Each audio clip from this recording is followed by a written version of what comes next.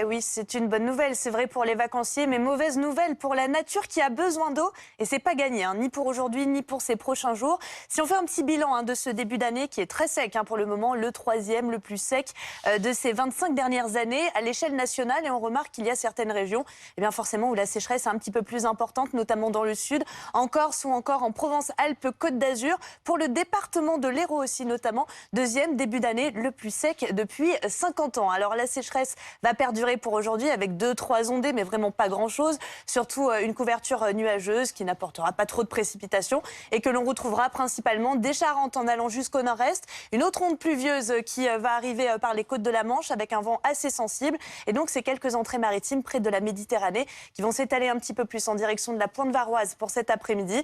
On retrouvera quelques averses dans le sud-ouest ou encore dans le nord-est. La perturbation poussée par le vent qui va gagner un petit peu de terrain à l'arrière, quand même de belles éclaircies. Attention au vent qui se renforce notamment pour la côte d'Opale.